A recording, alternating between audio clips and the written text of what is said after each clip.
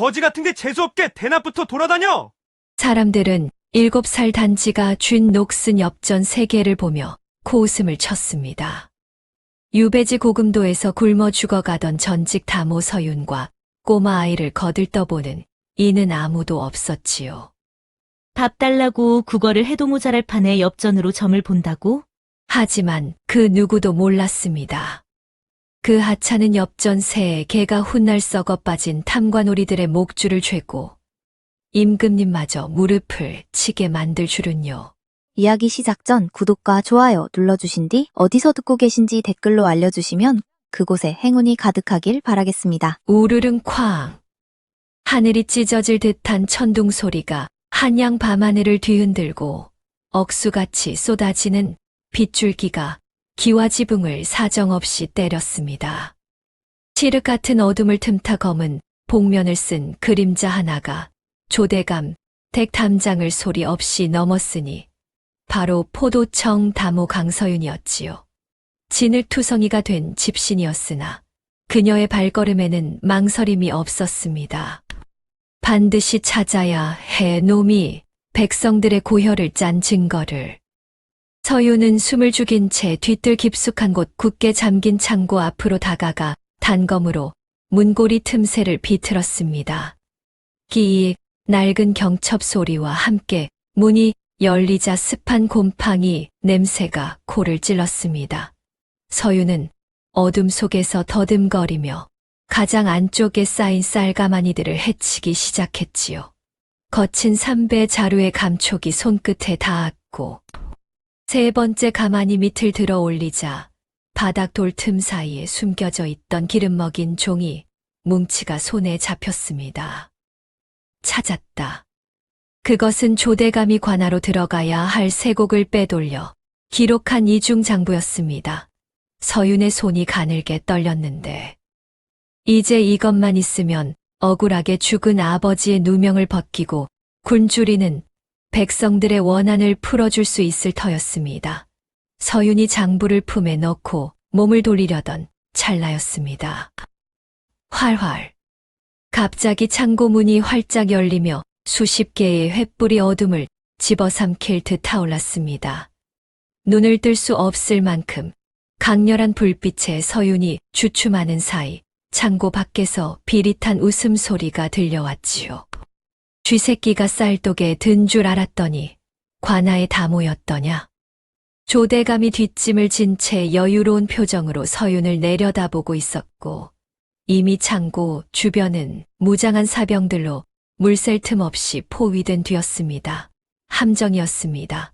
서윤은 이를 악물며 품 속의 단검을 고쳐 잡았습니다.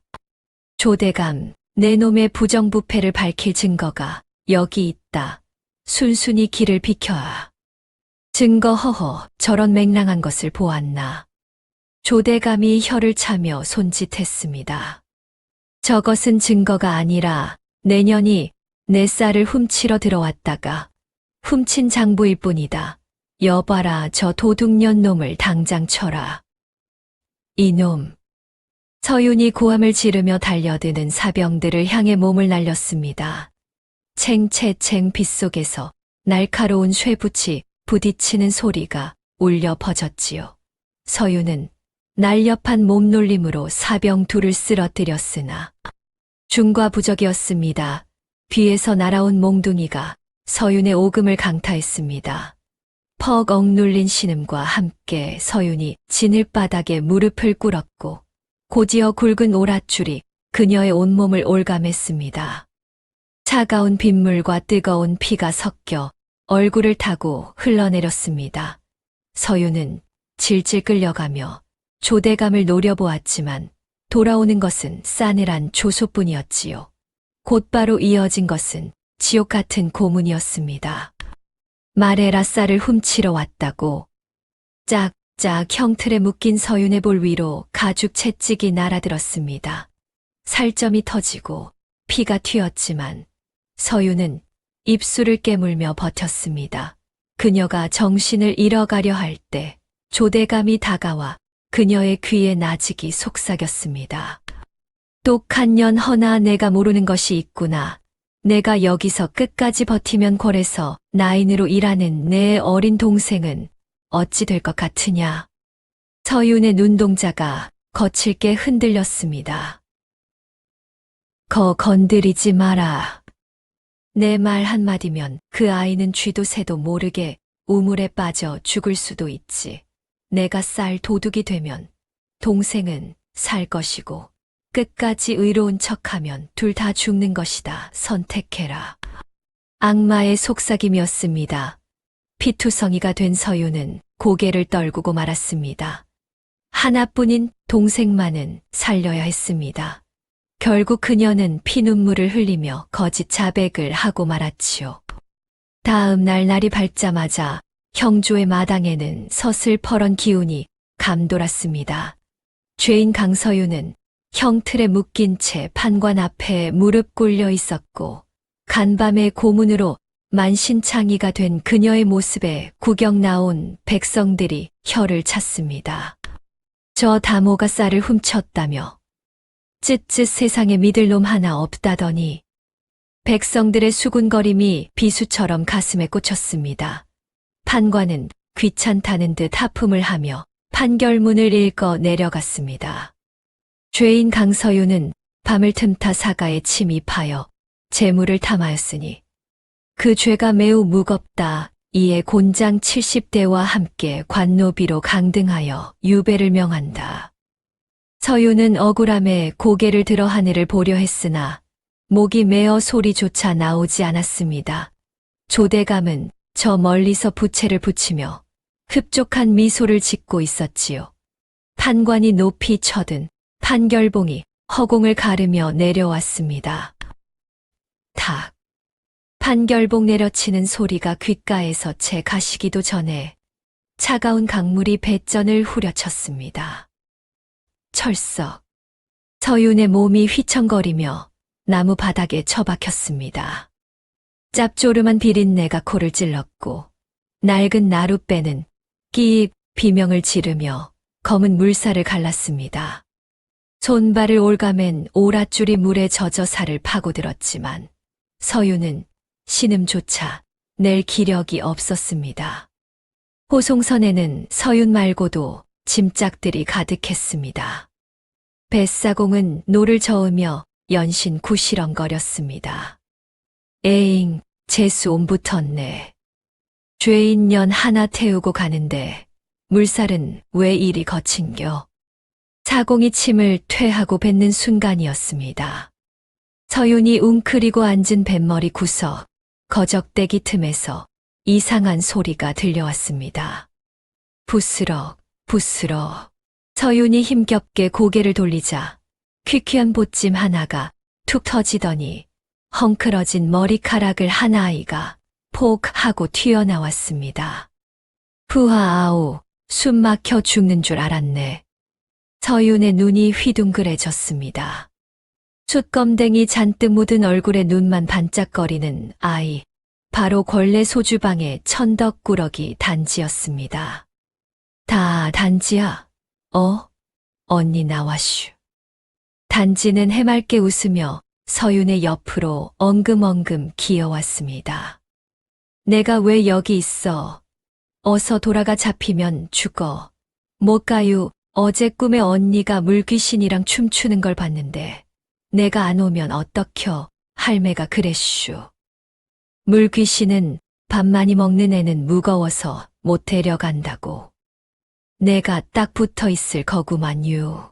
그때 사공이 기척을 느끼고 획 돌아보았습니다.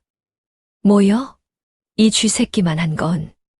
사공은 노를 팽개치고 성큼성큼 다가왔습니다. 배가 출렁하고 크게 요동쳤습니다. 이런 썩을 몰래 배를 타. 당장 강물에 던져버리기 전에 썩 꺼져. 사공이 단지의 멱살을 잡으려 손을 뻗었습니다. 서윤이 몸으로 막으려 했으나 역부족이었습니다. 그런데 단지는 겁을 먹기는커녕 떼국물 흐르는 얼굴을 들고 사공을 빤히 올려다 보았습니다. 아저씨 집에 있는 마누라 쟁이 딴 주머니 찬 거 모르지유? 사공의 억센 손이 허공에서 딱 멈췄습니다. 이 녀석이 무슨 헛소리를. 아저씨가 저번 달에 번 돈 장독대 밑에 숨겨놨다고 뻥쳤잖아요.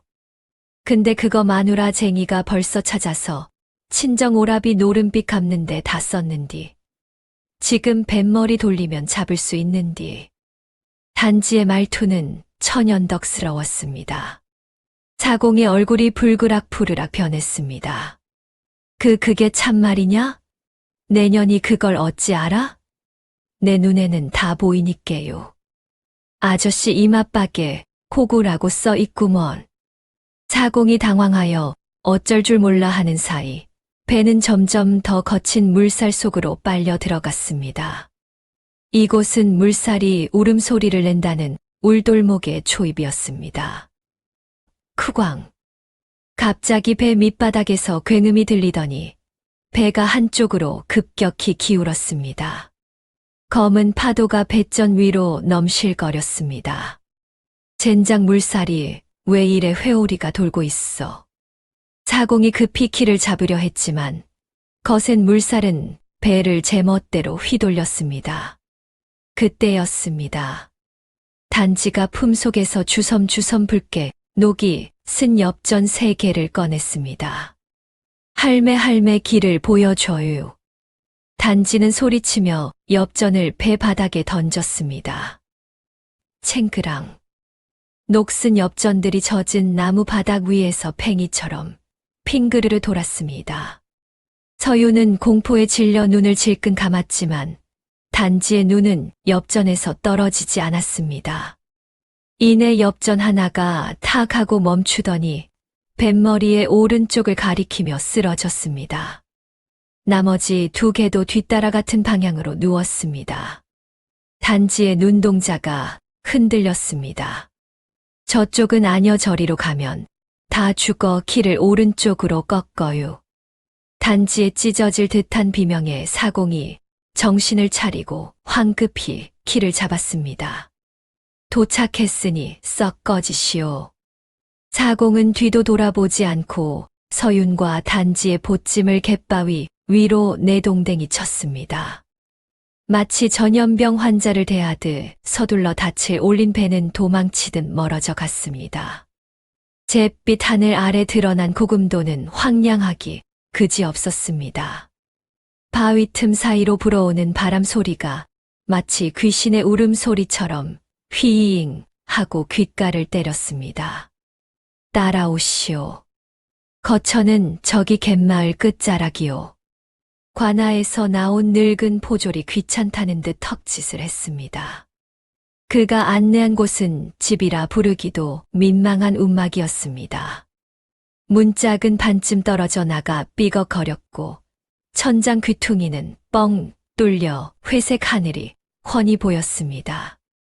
먹을 것은 이게 다요. 다음 보급 때까지 아껴 드시구려. 포졸이 던져주고 간 자루에는 곰팡이가 하얗게 핀 보리쌀 한 줌과 소금 몇 알이 전부였습니다. 서유는 털썩 주저앉았습니다. 한양 대갓집 규방에서 수만 놓던 그녀에게 이곳은 생지옥이나 다름없었습니다. 목이라도 축이려 깨진 바가지를 들고 마을 우물가로 향했습니다. 어머, 저기 좀 봐. 그 역적 집안 딸년 아니야? 우물가에 모여있던 안악들이 서윤을 보자마자 바닥에 침을 뱉었습니다. 저 물 한 모금만 어림없는 소리 재수 없는 년이 어디 신성한 우물에 손을 대려 해. 한 억척스러운 안악이 서윤의 손에 들린 바가지를 발로 걷어찼습니다. 챙그랑. 바가지가 산산조각 나며 파편이 사방으로 튀었습니다. 서윤은 붉어진 얼굴을 감싸쥐고 빈손으로 움막에 돌아와야 했습니다. 그렇게 닷새가 지났습니다. 썩은 보리쌀마저 바닥이 났습니다. 서윤은 허기와 추위에 지쳐 거적 위에 쓰러져 있었습니다. 눈앞이 가물거리고 정신이 혼미해질 무렵 단지가 서윤의 옷자락을 잡아 끌었습니다. 언니 일어나봐요. 이러다 다 죽어요. 단지야, 나는 틀렸다. 힘이 하나도 없구나. 아녀유. 제가 소리를 들었구만요. 나가야 해요. 단지의 고집에 못 이겨 서유는 기어다니다시피 밖으로 나왔습니다. 단지가 이끈 곳은 마을 앞 드넓게 펼쳐진 갯벌이었습니다. 하지만 물이 빠진 갯벌은 생명체라고는 보이지 않는 쩍쩍 갈라진 메마른 땅이었습니다. 미쳤구먼, 미쳤어. 저 바보년이 이제 흙이라도 파먹으려나 보네. 마을 장정들이 그물 손질을 멈추고 킬킬거리며 손가락질을 했습니다. 매서운 바닷바람에도 아랑곳하지 않고 단지는 갯벌 한가운데로 성큼성큼 걸어갔습니다. 그리고는 품속에서 녹슨 엽전 3개를 다시 꺼냈습니다. 할매, 우리 언니 살려줘요. 밥 좀 주세요. 단지는 주문을 외우듯 중얼거리며 엽전을 허공으로 던졌습니다. 짤랑. 엽전들이 서로 부딪히며 맑은 쇳소리를 냈습니다. 바닥에 떨어진 엽전들은 제각각 흩어지지 않고 마치 약속이라도 한 듯 한 곳에 옹기종기 모여 박혔습니다. 단지가 그 자리에 무릎을 꿇고 귀를 바닥에 대었습니다. 언니, 여기요, 여기라니께. 뭐가 말이냐, 아무것도 없지 않느냐. 아녀유, 땅 밑에서 숨소리가 들려요. 그르렁하고 숨을 쉰다니께요. 서유는 기가 찼지만 단지의 눈빛이 너무나 간절했습니다. 그 눈빛은 거친 파도 속에서 백기를 찾던 그때와 같았습니다. 서유는 떨리는 손으로 옆에 굴러다니던 깨진 조개 껍데기를 집어들었습니다. 사각, 사각. 메마른 지늙은 돌처럼 단단했습니다. 몇 번 파내지도 않아 고운 손끝이 터지고 피가 배어 나왔습니다. 멀리서 구경하던 마을 사람들의 비웃음 소리가 더욱 커졌습니다. 어이구, 아주 땅을 파서 무덤을 만들어라. 서윤의 눈에서 왈칵 눈물이 쏟아졌지만 멈출 수 없었습니다. 단지가 이미 맨손으로 흙을 미친 듯이 파헤치고 있었기 때문입니다. 구덩이가 무릎 깊이만큼 파였을 때였습니다. 단단하던 흙의 감촉이 갑자기 물렁해지더니 바닥에서 미세한 진동이 느껴졌습니다. 단지가 다급하게 소리쳤습니다. 비켜요. 서윤이 황급히 몸을 뒤로 젖히는 순간이었습니다. 푸악. 굉음과 함께 구덩이 속에서 거대한 물기둥이 하늘로 솟구쳤습니다. 그 물기둥을 타고 어른 팔뚝만한 무언가들이 와르르 쏟아져 나와 갯벌 위로 툭 투둑 떨어졌습니다. 그것은 굵기가 아이 팔뚝만 하고 길이가 한 자는 좋게 넘는 지금껏 본 적 없는 거대한 맛조개들이었습니다. 하늘에서 쏟아진 맛조개들이 갯벌 위로 박히는 소리가 소나기처럼 울려 퍼졌습니다. 멍하니 서 있던 서윤의 귓가에 단지의 다급한 외침이 들려왔습니다. 언니, 뭐해요? 얼른 주워다 마요. 이거 돈이여, 돈. 그제야 정신이 든 서윤이 허둥지둥 맛조개를 줍기 시작했습니다. 진을 범벅이 된 손에 잡히는 조개들은 하나같이 어른 팔뚝만 하고 살이 꽉 차 묵직했습니다. 가져온 헌 광주리가 금세 차고 넘쳐 바지게까지 동원해야 했습니다. 제방 위에서 비웃던 마을 사람들의 눈이 휘둥그레지며 입가에 침이 고이기 시작했습니다. 두 사람은 마른 땅에 모닥불을 피워 조개를 구웠습니다. 쫄깃하고 달큰한 조갯살이 며칠 굶은 위장을 채워주자 서윤의 눈에 눈물이 고였습니다. 만나주, 내 말 믿으면 자다가도 떡이 나온다니께. 단지가 입가에 묻은 검댕을 훔치며 웃었습니다. 배를 채운 두 사람이 남은 조개를 들고 마을 어귀로 향하자 안악들이 슬금슬금 다가왔습니다. 저기 그 조개 나한테 좀 팔게나, 보리쌀 한 돼 줄 테니. 아니, 나는 된장 한 항아리 주겠네. 조금 전까지 미친년이라 손가락질하던 사람들이었습니다. 서유는 기가 찼지만 내색하지 않고 그들이 내미는 보리쌀과 낡은 낫소금 한 뎃박과 조개를 바꿨습니다. 당장 살아가려면 엽전보다 물건이 급했기 때문입니다. 해가 뉘엿뉘엿 넘어가자 서유는 아까 봐두었던 갈대밭으로 향하려 했습니다. 그때 단지가 서윤의 옷자락을 획 잡아당겼습니다. 거긴 아니여. 거기서 자면 언니 허리 끊어져. 귀신이 밤마다 춤추는 자리여. 서윤은 등골이 서늘해졌습니다. 맛쪽에 구덩이를 찾아낸 단지의 능력을 본 뒤라 무시할 수가 없었습니다. 단지는 품속에서 엽전 한 잎을 꺼내 공중으로 핑 던졌습니다. 쟁그랑. 엽전이 구르고 구르다 멈춘 곳은 마을 뒤편 대나무 숲 앞 반쯤 무너진 폐가 터였습니다. 저기요, 저기가 명당이요. 지나가던 김씨 노인이 펄쩍 뛰며 말렸습니다. 이복의 저기는 10년 전 역병으로 몰살당한 흉가야. 마을 사람들도 얼씬 안 하는 곳에 들어가겠다고. 노인은 혀를 차며 도망치듯 자리를 떴지만 단지는 이미 씩씩하게 마당으로 들어서고 있었습니다. 걱정 말아요. 귀신도 배부르면 안 괴롭혀요. 서유는 한숨을 내쉬며 단지를 따라 들어갔습니다. 두 사람은 낫으로 무성한 자풀을 베어내고 썩은 기둥을 손보기 시작했습니다. 영차 언니 저 기둥 밑을 좀 파봐요. 흙이 좀 이상여. 단지가 가리킨 부엌 쪽 기둥 아래를 낫으로 찍자 턱 하고 단단한 것이 걸렸습니다. 흙을 걷어내니 뚜껑 덮인 낡은 항아리가 나왔습니다.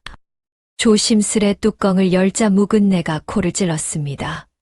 금은 보화는 아니었으나 10년은 좋게 묵은 듯한 묵은지가 가득 들어 있었습니다. 거봐, 우리 할매 귀신이 밥 반찬 챙겨놨네.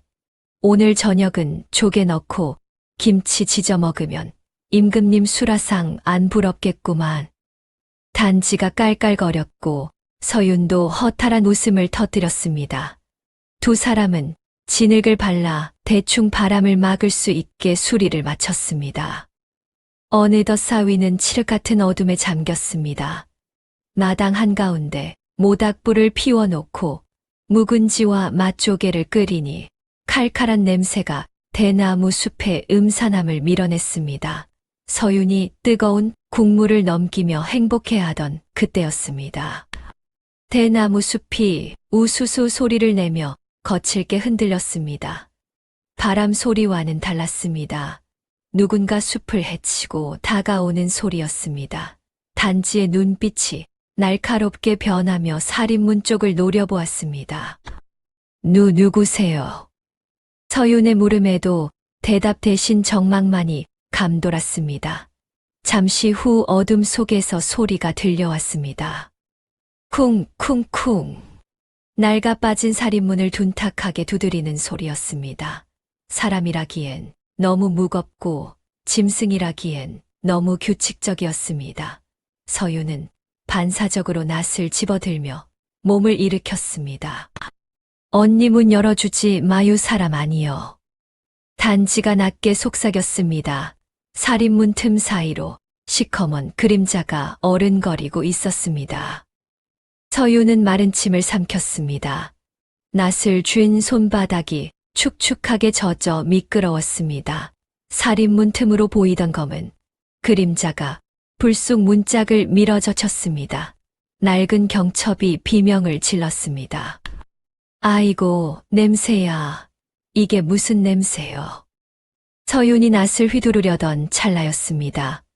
구부정한 허리에 큼지막한 옆판을 맨 노인 하나가 불쑥 고개를 들이밀었습니다. 허연 수염은 듬성듬성했고 갓은 다 찌그러져 비에 젖은 꼴이 영락없는 거지꼴이었습니다. 사람 살려유. 노인은 서윤이 들고 있는 서슬퍼런 낫을 보고도 놀란 기색이 없었습니다. 오히려 코를 킁킁거리며 마당 한가운데 피워놓은 모닥불 쪽으로 성큼성큼 걸어 들어왔습니다. 집이 밖에서부터 조개 굽는 냄새가 진동을 해서 매 발길을 잡지 않겠수. 늙은이가 배가 고파 눈이 뒤집혔으니 낫으로 배든 몽둥이로 치든 일단 한 입 얻어먹고 봅시다. 노인은 대답도 듣지 않고 털썩 자리를 잡고 앉았습니다. 그러고는 옆판을 내려놓더니 엿가위질을 시작했습니다. 챙그랑거리는 경쾌한 쇳소리가 적막한 대나무 숲을 울렸습니다. 서유는 낫을 든 채 멍하니 그 광경을 바라보았습니다. 살기를 띠고 다가오던 그림자의 정체가 고작 엿장수라니 맥이 탁 풀려 다리에 힘이 빠졌습니다. 뭘 그리 멍하니 서 있수. 젊은 처자가 손에 흉한 거 들고 있으면 시집 못 가요. 이리 와서 엿이나 하나 드슈. 내 조개구이 값으로 엿은 넉넉히 쳐줄 테니. 노인은 능청스럽게 웃으며 누런이를 드러냈습니다. 서유는 낫을 슬그머니 내려놓고 단지의 눈치를 살폈습니다. 단지는 여전히 경계심 가득한 눈빛으로 노인을 쏘아보고 있었습니다. 할배, 엿장수 아니지요. 단지의 당돌한 물음에 엿가위를 놀리던 노인의 손이 딱 멈췄습니다. 이 녀석이 배가 부르니 헛소리를 하는구나. 내가 엿장수가 아니면 임금님이라도 되겠느냐. 수염 속에 먹물 자국이 숨어 있는데 무슨 엿장수가 붓을 잡아요. 그리고 손마디 굳은 살이 가위질해서 생긴 게 아니구만요. 붓대 굴린 자국이지. 단지의 말은 촌철살인이었습니다. 자세히 보니 노인의 수염 끝에는 씻다 만 듯한 검은 먹물이 희미하게 배어 있었고 손가락 마디마디에는 펜대나 붓을 오래 쥔 선비들에게서나 볼 법한 굳은 살이 박여 있었습니다. 순간 노인의 눈빛이 변했습니다. 흐리멍덩하던 눈동자가 샛별처럼 빛나더니 입가에 묘한 미소가 번졌습니다. 껄껄껄 요 맹랑한 것이 사람 속을 훤히 들여다보는구나. 홍주 바닥에 인물이 났다더니 그게 너였구나. 노인은 쓰고 있던 찌그러진 갓을 벗어 무릎 위에 올려놓았습니다. 그러자 엿장수의 비굴함은 온데간데 없고 꼿꼿한 기품이 흘러나왔습니다. 내 이름은 마가라 하네. 세상 사람들은 마 영감이라 부르지. 토정 이지암 선생의 문화에서 글 좀 읽다. 세상이 시끄러워 옆판 메고 유람 중일스. 토정 이지암이라면 조선 팔도가 다 아는 기인이자 대학자였습니다. 서유는 황급히 옷매무새를 다듬고 고개를 숙였습니다. 마 영감은 조개구이 하나를 집어 입에 넣고 오물거렸습니다. 맛이 기가 막히구나. 그래, 이 맹랑한 아이가 엽전을 던져 점을 친다지. 마 영감의 시선이 단지의 허리춤에 매달린 엽전 주머니로 향했습니다. 단지는 주머니를 감싸쥐며 경계했습니다. 보여달라고 안해. 다만 그 엽전 던지는 법 내가 좀 봐주마. 마 영감은 품에서 엽전 한 잎을 꺼냈습니다. 돈이란 돌고 돈다 하여 돈이라지 사람의 운명도 마찬가지여. 억지로 쥐려 하면 미끄러지고 흐름을 타면 손바닥 안에 들어오는 법이지. 힘으로 던지는 게 아니여 마음으로 던지는 거지. 바람을 읽고 기운을 읽어야 해. 마 영감은 엽전을 허공으로 툭 던졌습니다. 엽전은 호를 그리며 날아가더니 멀리 떨어진 돛돌 위에 소리도 없이 사뿐히 내려앉았습니다. 단지의 눈이 휘둥그레졌습니다. 엽전이 바위에 부딪히는 소리조차 나지 않았습니다. 밤이 깊어가고 모닥불이 사그라들 때까지 세 사람은 기묘한 동거를 했습니다. 마 영감은 단지에게 엽전 쥐는 법과 호흡하는 법을 일러주었고 서윤에게는 세상 돌아가는 이야기를 해주었습니다. 한양 분위기가 심상치 않소. 훈구파 늙은이들이 살림을 치려고 벼르고 있지. 자네 아버님 일도 그 불똥이 튄 게야. 서윤의 가슴이 덜컥 내려앉았습니다. 아버지가 누명을 쓰고 잡혀간 이유를 짐작은 했지만 남의 입으로 들으니 억장이 무너지는 듯 했습니다. 하지만 너무 걱정 마시오. 세상사 세옹지 마라 했소. 죽으란 법은 없는 게지. 마 영감은 짐을 챙겨 일어났습니다. 새벽 이슬이 내리기 시작했습니다. 갈 길이 멀어 이만 가봐야겠소. 아 참 그리고 이걸 받으시오. 마 영감이 옆한 구석에서 유난히 크고 투박하게 생긴 엿가락 하나를 집어 서윤에게 건넸습니다.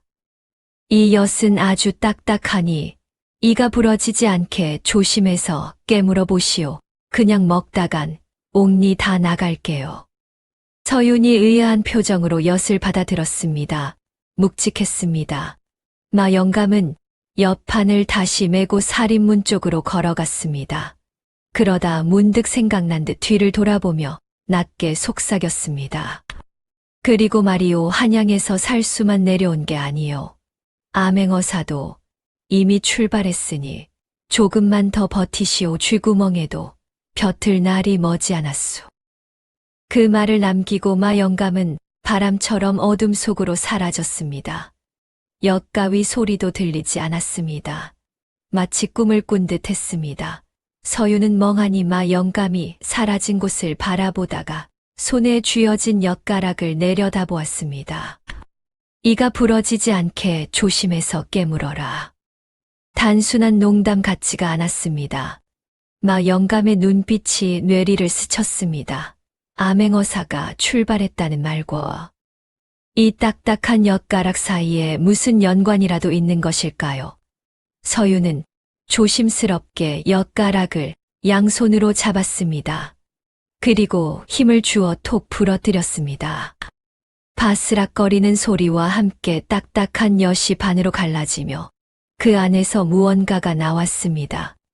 엿 속에 숨겨져 있던 것은 돌돌 말린 얇은 기름종이었습니다.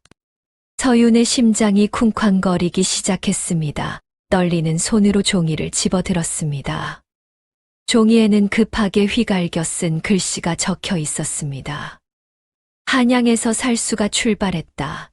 시기는 알 수 없으나 그들의 칼날은 밤낮을 가리지 않으니 항상 경계하라. 서윤의 얼굴이 백지장처럼 하얗게 질렸습니다. 단순한 추격이 아니라 전문적인 살수까지 보냈을 줄은 꿈에도 몰랐기 때문입니다. 숨이 턱 막혀왔습니다. 언니 그게 뭐여유? 단지가 고개를 내밀자 서윤은 황급히 종이를 호롱불에 가져다 대었습니다. 아니다, 아무것도 아니야. 화르륵 붉은 불꽃이 종이를 집어삼키며 검은 재로 변해갔습니다. 타들어가는 종이처럼 서윤의 속도 까맣게 탔지만 어린 단지에게 죽음의 공포를 심어줄 수는 없었습니다. 서윤은 애써 태연한 척했으나 등줄기로 식은 땀이 흘러내리는 것은 어쩔 수 없었습니다. 다음 날부터 움막 주변의 공기가 달라졌습니다.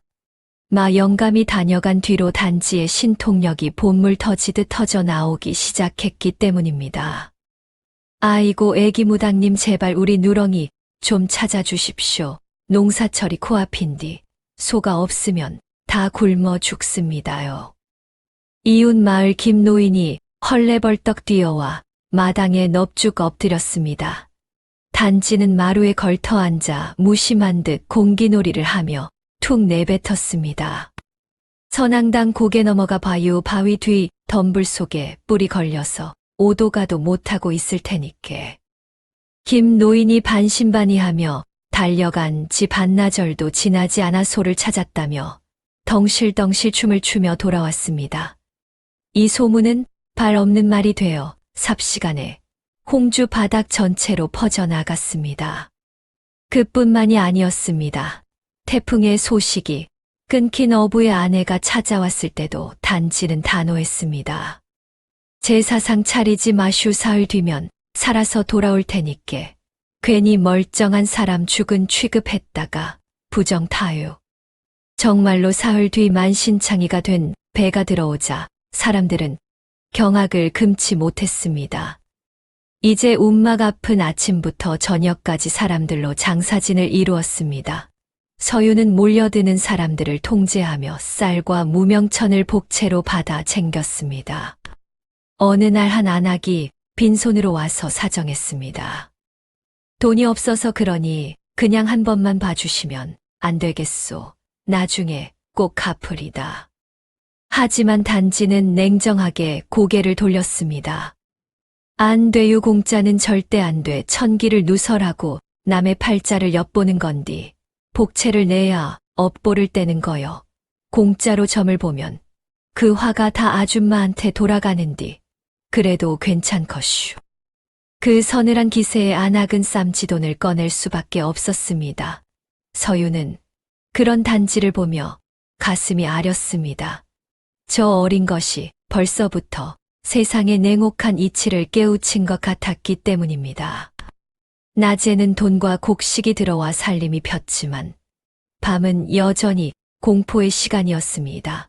서유는 살수가 온다는 경고를 떠올리며 머리맡에 낫을 숨겨두고 뜬 눈으로 밤을 지새우기 일쑤였습니다. 그러던 어느 날 해질녘이었습니다. 쾅 하고 살인문이 부서져라 열리더니 험상궂은 사내가 들어왔습니다. 한눈에 봐도 질이 나쁜 투전판의 타짜였습니다. 내일 큰 판이 벌어지는 뒤 어느 패를 잡아야 돈을 따겠느냐 마치면 섭섭지 않게 챙겨줄 것이고 틀리면 이 집구석을 쑥대밭으로 만들 테다. 사내는 품에서 10허런 단도를 꺼내 마루에 타 꽂았습니다. 서유는 공포에 질려 뒷걸음질 쳤지만 단지는 눈 하나 깜짝하지 않았습니다. 주머니에서 엽전 새 잎을 꺼내 바닥에 던졌습니다. 짤랑. 맑은 쇳소리가 나며 엽전이 흩어졌습니다. 단지의 입꼬리가 비릿하게 올라갔습니다. 아저씨 돈 딸 생각은 말고 손목이나 잘 간수하슈. 뭐라 인연이 재수없게.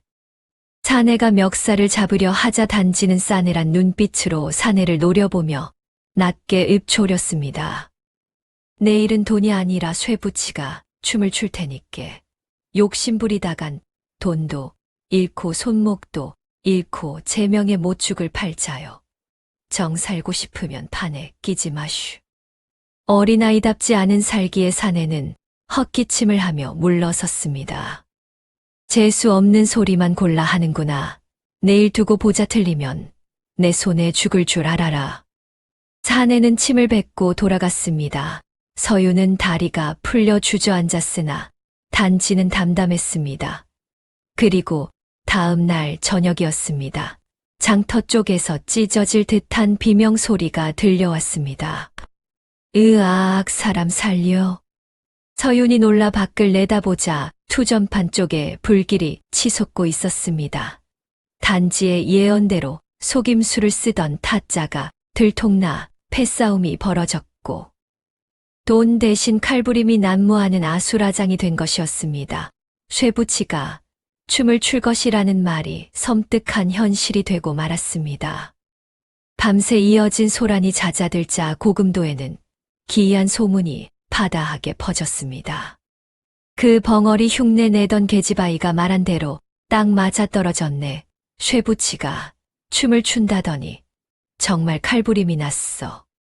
사람들은 이제 단지를 애기 무당이라 부르며 두려워하면서도 신통함을 보려 기웃거렸습니다.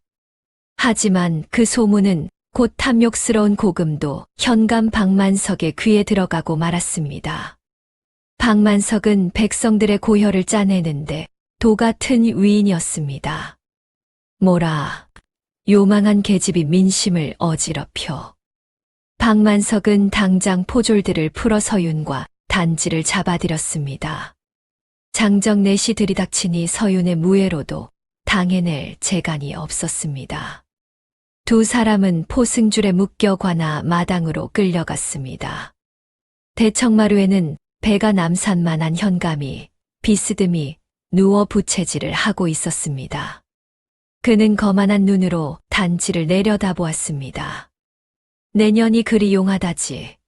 어디 내 관상이나 한번 보거라. 내가 조만간 한양으로 영전하여 더 높은 벼슬에 오를 운세가 보이느냐? 이방과 포졸들이 낄낄거렸습니다. 서유는 단지의 옷자락을 꽉 쥐며 제발 아무 말도 하지 않기를 빌었습니다. 그러나 단지의 입이 천천히 열렸습니다. 쯧쯧. 정적을 깨는 혀 차는 소리에 현감의 눈썹이 꿈틀했습니다. 지금 뭐라 하였느냐? 벼슬은커녕 곧 초상 치겠는디요. 마당에 있던 모든 사람들의 숨소리가 뚝 끊겼습니다. 단지는 개의치 않고 또랑또랑한 목소리로 말을 이었습니다. 이 맞박을 보니께 쌀가마니가 쥐 파먹듯 줄줄 새나가는 상이라. 관우는 다 했고 명줄은 썩은 동아줄이니 오늘 밤 넘기기도 힘들 것구먼유. 인연이 박만석의 얼굴이 불그락푸르락해지더니 목에 핏대가 섰습니다. 저 주둥이를 매우 쳐라 하니 곤장을 가져와라. 내 전연의 엉덩짝을 지식여 놓을 테다. 포졸들이 곤장을 들고 달려들자 서윤이 몸을 날려 단지를 덮쳤습니다. 차라리 저를 치십시오. 아이는 아무것도 모릅니다. 제발 아이에게 손대지 마십시오. 서윤의 품속 허리춤에는 여전히 날카로운 비수가 숨겨져 있었습니다.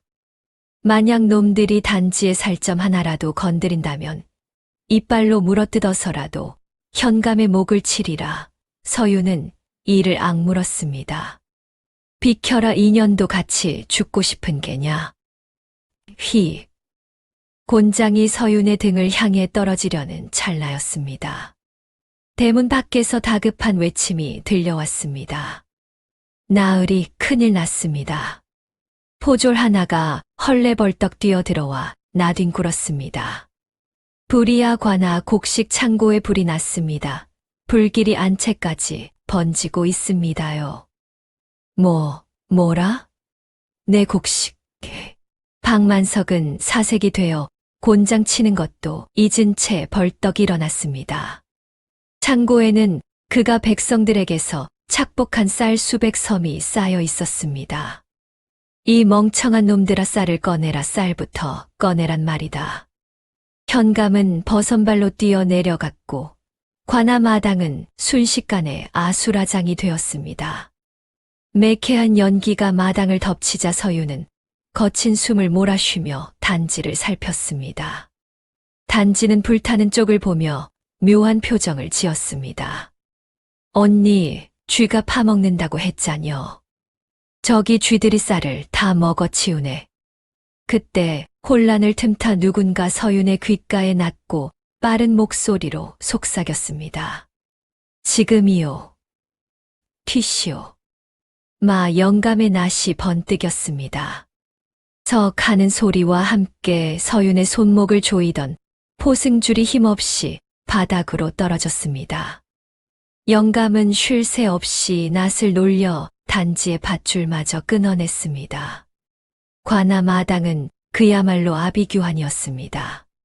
창고 쪽에서 솟구친 불길이 밤하늘을 붉게 태우고 있었고 기와가 터지는 소리가 탁 다닥 하며 요란하게 울려 퍼졌습니다. 물 가져오라 물. 이놈들아. 죄인은 됐고 쌀가마니부터 밖으로 던져. 현감의 고함이 불길 소리에 묻혔습니다. 탐욕스러운 관리들에게는 도망치는 죄인 2명보다 창고에 쌓아둔 뇌물 쌀가마니가 100배는 더 중요했던 것입니다. 마 영감은 그 틈을 놓치지 않고 서윤과 단지의 손목을 억세게 잡아 끌며 관아 뒤편 개구멍으로 내달렸습니다. 헉. 단지가 다리를 절며 신음했지만 이를 악물고 뛰었습니다. 서윤은 단지의 팔을 자신의 어깨에 두르고 부축했습니다. 뒤에서 우지끈 하며 창고 지붕이 내려앉는 소리가 들렸지만 두 사람은 뒤도 돌아보지 않고 어둠 속으로 몸을 던졌습니다. 한참을 달려 도착한 곳은 마을 외곽, 사람들의 발길이 끊긴 버려진 숲과 마터 옆에 허름한 움막이었습니다. 들어가시오. 당분간은 여기가 안전할게요. 마 영감이 거정문을 걷어 올리며 말했습니다. 움막 안은 냉기로 가득했지만 쫓기는 두 사람에게는 그 어떤 곳보다 아늑했습니다. 마 영감은 밖을 두리번거리더니 낮은 목소리로 당부했습니다. 나는 동태를 살피고 올 테니 죽은 듯이, 아주 죽은 듯이 있어야 하오. 불도 켜지 말고. 마 영감의 발소리가 어둠 속으로 멀어지자 서유는 그제야 긴장이 풀린 듯 바닥에 주저앉았습니다. 어둠 속에서도 단지의 거친 숨소리가 들려왔습니다. 서유는 더듬거리는 손길로 단지의 몸을 살폈습니다. 단지야, 다리 좀 보자. 거적 틈으로 새어들어온 달빛이 단지의 다리를 비췄습니다. 종아리는 시퍼렇게 멍이 들어 부어올랐고 집시는 벗겨져 발바닥이 피투성이었습니다. 서유는 입고 있던 속치마 자락을 찍 찢어 구석에 놓인 빗물 항아리에서 물을 적셔 단지의 상처를 닦아내기 시작했습니다. 차가운 물이 닿자 단지가 하며 몸을 움츠렸습니다. 미안하다. 정말 미안해. 나 때문에. 내가 이게 무슨 꼴이니. 서윤의 눈에서 참았던 눈물이 툭 하고 떨어져 단지의 발등을 적셨습니다. 그 뜨거운 눈물에 놀란 듯 단지가 몸을 일으켰습니다. 그리고는 거친 손으로 서윤의 뺨을 닦아주었습니다. 언니, 울지 말어. 나 안 아파.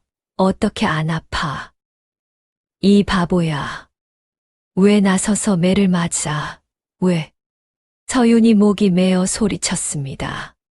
단지는 헤헤 웃으며 품속에서 무언가를 꺼냈습니다. 낡은 엽전 새 잎이었습니다. 단지는 그것을 소중하게 만지작거리며 입을 열었습니다. 언니는 기억 안 나지? 나 15살 때 소주방에서 일하다가 그릇 깼다고 쫓겨나서 며칠을 굶었을 때 말이요.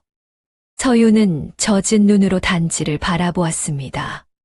그때 다들 재수 없다고 소금 뿌리고 침 뱉었는데 언니만 몰래 누룽지 긁어서 줬잖아. 뜨끈한 숭늉이랑 같이. 단지의 목소리는 평소에 어눌함이 없이 맑았습니다. 마치 그날의 따뜻했던 숭늉 맛을 되새기는 듯했습니다. 그때 내가 결심했어. 이 언니는 내 운명이여. 내가 평생 지켜줄겨. 우리 엄마도 나 버리고 도망갔는데 언니는 나한테 밥을 줬으니게. 서유는 말을 잇지 못하고 단지를 와락 끌어안았습니다. 고작 누룽지 한 덩이였습니다. 양반댁에서는 개에게나 던져주는 그 하찮은 것을 이 아이는 생명줄처럼 기억하고 있었던 것입니다. 그래, 내가 잘못 생각했다. 우리가 왜 도망쳐야 하니? 죄 지은 놈들은 따로 있는데. 서유는 단지의 등을 쓰다듬으며 어금니를 꽉 깨물었습니다. 두려움은 분노로 바뀌고 있었습니다. 반드시 살아남아 조대감과 현감의 추악한 낯짝을 세상에 까발리고 단지가 흘린 피의 대가를 치르게 하리라 다짐했습니다. 밤이 깊어가자 숲속의 풀벌레 소리마저 잦아들었습니다. 단지는 서윤의 무릎을 베고 얕은 잠에 빠져들었습니다. 서윤은 잠들 수 없었습니다. 거적 문틈으로 들어오는 달빛이 단지의 손에 쥐어진 엽전 새 잎을 비췄습니다.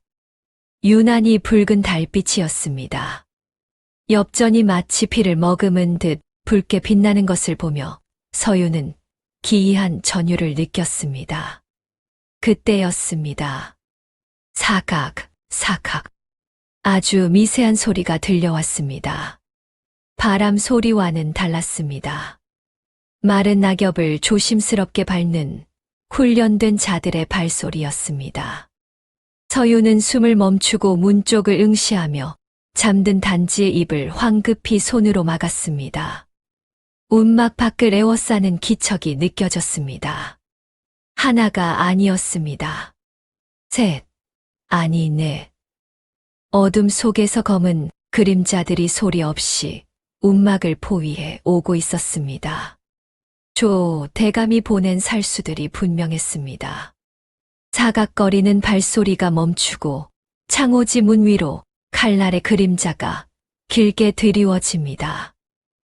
우지끈 섬뜩한 파열음과 함께 낡은 문짝이 단숨에 부서져 내렸습니다. 서유는 반사적으로 단지를 품에 안고 바닥을 구르며 몸을 날렸습니다. 놈들의 서슬퍼런 칼날이 방금 전까지 두 사람이 누워있던 자리에 꽂혔습니다. 그때였습니다.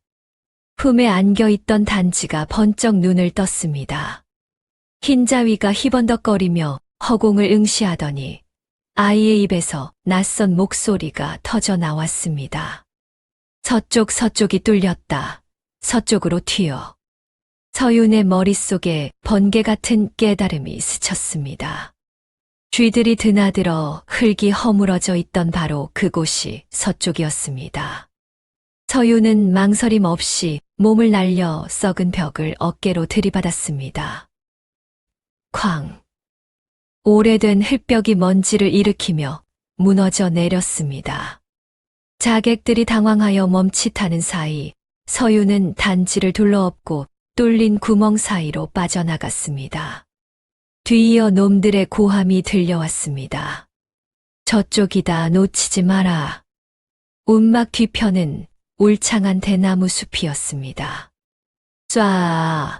밤바람에 흔들리는 대나무 소리가 귀신들의 울음소리처럼 귓가를 때렸습니다.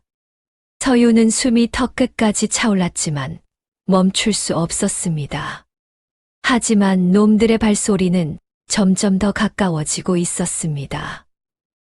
휙!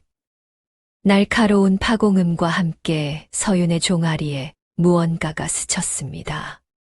중심을 잃은 서윤이 비틀거리는 사이 앞을 가로막는 그림자가 나타났습니다. 4명의 자객이 번들거리는 칼을 쥔 채 포위망을 좁혀왔습니다. 독한 년, 여기까지 도망치다니. 이제 끝이다. 우두머리가 비릿한 웃음을 흘리며 다가왔습니다. 절체절명의 순간 등 뒤에 숨어있던 단지가 앞으로 튀어나갔습니다. 에이인 나쁜 놈들아. 단지는 고사리 같은 손에 쥐고 있던 엽전 새 잎을 자객들의 발밑으로 힘껏 집어 던졌습니다. 짤랑. 자객들은 코웃음을 쳤습니다. 계집애가 미쳤구나. 고작 돈 몇 푼으로 목숨을 구걸하려는 게냐? 선두에 섰던 자객이 비웃으며 발을 내디뎠습니다. 바로 그 순간이었습니다. 으악.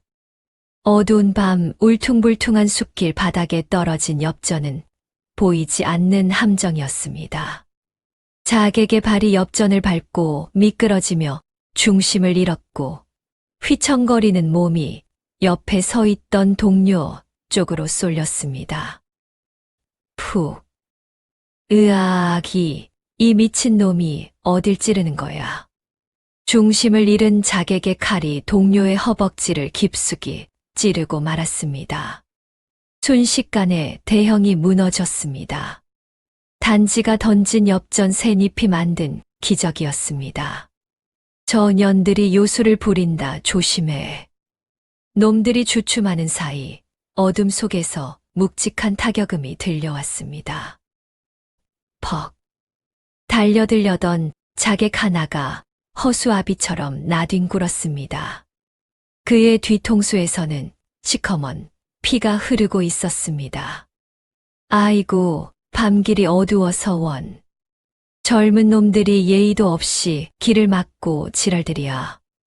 어둠 속에서 걸어 나오는 그림자, 엿장수마 영감이었습니다.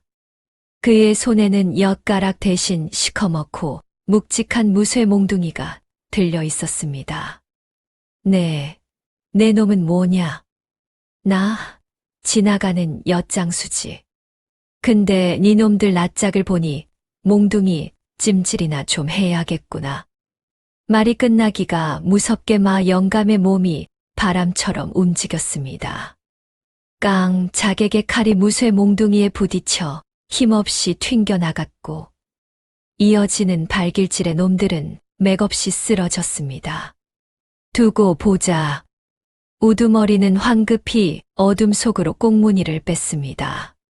서유는 다리에 힘이 풀려 주저앉았습니다. 영감님 감사합니다. 덕분에 살았습니다. 감사는 무슨. 내 잠자리가 시끄러워서 나온 것뿐이야. 그나저나 저 꼬맹이 엽전 던지는 솜씨가 제법이더구나. 마 영감이 껄껄 웃었습니다. 그때 서윤의 시선이 자객들이 도망치며 밟고 지나간 자리로 향했습니다. 달빛 아래 무언가가 반짝이고 있었습니다. 서윤은 홀린 듯 다가가 그것을 집어들었습니다. 손바닥만한 나무패였습니다. 두 마리의 학이 구름을 뚫고 올라가는 문양. 서윤의 손이 부르르 떨렸습니다. 이건 조 대감 대기에. 짐작은 했었지만 물증을 손에 쥐니 공포가 실체가 되어 다가왔습니다. 한양 권세가 조 대감이 왜 이토록 집요하게 자신들을 쫓는 것인지 그 이유를 반드시 알아내야만 했습니다. 서윤은 나무패를 품속 깊이 갈무리하며 단지를 안아 일으켰습니다. 우리가 가야 할 길을 알려주는 나침반이란다.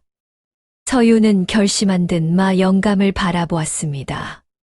영감님, 함께 가주시겠습니까? 마 영감은 곰방대를 꺼내 물며 짐짓 모른 척 하늘을 올려다보았습니다. 엿이나 사 먹으라고 돈이나 주면 모를까. 나는 장사치라 공짜는 딱 7색이야. 하지만 그의 발걸음은 이미 서윤과 단지를 보호하듯 앞장서고 있었습니다. 세 사람의 그림자가 달빛을 받아 길게 늘어졌습니다. 주머니 속에는 진실을 향한 열쇠가, 곁에는 든든한 조력자가 함께였습니다. 헉, 헉. 거친 숨소리가 어둠이 내려앉은 산길을 가득 메웠습니다. 마 영감은 늙은이답지 않게 날랜 몸놀림으로 바위 틈을 비집고 들어갔고 서윤은 단지를 업은 채 그 뒤를 바짝 쫓았습니다. 다 왔다. 쥐새끼 한 마리 얼씬 못할 내 안 가다. 마 영감이 덩굴로 가려진 동굴 입구를 젖히자 퀴퀴하면서도 구수한 약초 냄새가 훅 끼쳐왔습니다. 영감은 익숙한 손놀림으로 부싯돌을 쳤습니다. 타닥, 타.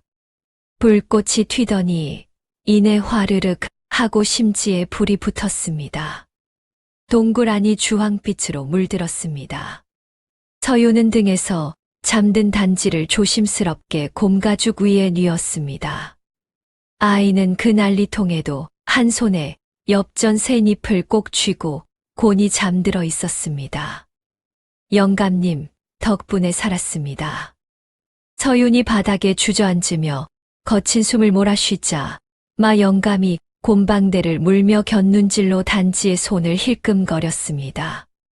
그의 눈매가 매섭게 가늘어졌습니다. 아이 손에 쥐어진 것 좀 보자. 예, 이 엽전 말씀입니까? 서윤이 조심스레 엽전을 건네자 마 영감은 호롱불 가까이 대고 이리저리 돌려보았습니다. 이상하군, 아주 이상해. 마 영감은 자리에서 벌떡 일어나 구석에 처박혀 있던 벼루와 먹을 가져왔습니다. 슥, 슥. 먹 갈리는 소리가 동굴 안을 채웠습니다. 시커먼 먹물이 만들어지자 영감은 엽전의 뒷면에 먹물을 듬뿍 묻혔습니다. 그리고는 한지 위에 엽전 3개를 나란히 놓고 힘껏 눌렀습니다. 꾹. 영감이 손을 떼자 종이 위에 검은 원 3개가 찍혔습니다. 서윤이 눈을 크게 뜨고 들여다보았습니다. 엽전 뒷면에 새겨져 있던 미세한 흠집들이 먹물에 찍혀 나와 기이한 문양을 만들고 있었습니다. 세 개의 엽전 자국이 합쳐지자 그것은 단순한 흠집이 아니라 굽이치는 산맥과 물길을 나타내는 지도가 되었습니다. 이건 지도입니까? 그냥 지도가 아니야. 여기 산세가 험한 걸 보니 분명 칠갑산 줄기인데 끝에 적힌 이 숫자들을 보아라. 마 영감의 목소리가 낮게 깔렸습니다. 조대감 놈이 지난 흉년에 백성들에게 나눠줘야 할 구휼미 수천 석을 빼돌려 숨겨둔 비밀 창고다. 서윤의 등줄기로 소름이 쫙 끼쳤습니다. 그뿐만이 아니다. 엽전 테두리의 암호들, 이건 장부의 위치야. 영모에 가담한 놈들의 이름이 적힌 연판장과 치부책이지. 조대감 그 늙은 여우가 제 목숨줄을 이 엽전에 새겨놓고는 아무도 모르게 단지 아비에게 맡겨두었던 게야. 서윤은 전율했습니다. 단지의 부모가 왜 처참하게 살해당했는지, 왜 그들이 이 어린아이를 그토록 집요하게 쫓았는지 모든 의문이 풀리는 순간이었습니다. 고작 7살 배기 아이가 쥐고 있던 장난감이 사실은 조선 팔도를 뒤흔들 수 있는 거대한 폭탄이었던 것입니다. 이 아이가 조대감의 목숨줄을 쥐고 있었군요. 그러니 놈들이 눈에 불을 켜고 달려들 수밖에. 그때였습니다. 바스락.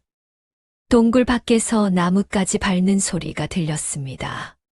산짐승이 아니었습니다. 훈련된 자들의 은밀하고 묵직한 발소리였습니다. 마 영감이 호롱불을 향해 손을 뻗는 찰나 동굴 밖에서 거친 고함이 터져 나왔습니다. 이곳이다. 쥐새끼들이 이 안에 숨어 있다. 현감의 목소리였습니다. 포위해라. 한 놈도 살려보내지 마라. 우우우. 바람 소리에 섞여 횃불 타오르는 소리가 위협적으로 들려왔습니다. 동굴 입구를 막아놓은 덩굴 틈으로 붉은 불빛이 어지럽게 춤을 추기 시작했습니다. 제기랄 냄새 하나는 기가 막히게 맞는군. 마 영감이 욕지거리를 내뱉으며 벽에 걸린 낡은 검을 집어들었습니다. 서윤은 반사적으로 단지를 품에 끌어안았습니다. 매캐한 연기가 동굴 안으로 스며들기 시작했습니다. 콜록, 콜록. 잠자던 단지가 기침을 하며 눈을 떴습니다. 언니 매워. 영감님, 어찌해야 합니까? 이대로는 질식해 죽습니다.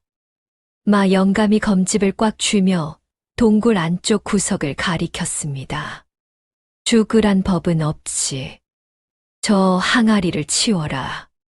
서윤이 다급히 항아리를 밀어내자 벽 뒤에 숨겨져 있던 좁은 틈이 드러났습니다. 하지만 어른이 지나가기에는 너무나 비좁아 보였습니다. 화르륵. 동굴 입구의 덩굴이 불길에 휩싸이며 타올랐습니다. 뜨거운 열기가 훅 밀려들어왔습니다. 잡아라, 역적의 무리가 이 안에 있다.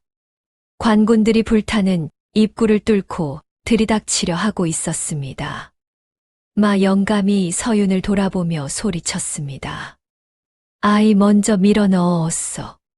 서윤은 단지를 좁은 틈으로 밀어넣으려 했지만 아이는 겁에 질려 서윤의 옷자락을 놓지 않았습니다. 언니 같이 가, 무서워. 단지야, 어서 가야 해. 가서 기다리면 언니가 금방 따라갈게 해. 그때 입구 쪽에서 시커먼 그림자가 튀어들어왔습니다. 복면을 쓴 자객이었습니다. 서늘한 칼날이 호롱불빛을 받아 번뜩였습니다. 찾았다. 자객의 낮고 섬뜩한 목소리가 동굴을 울렸습니다.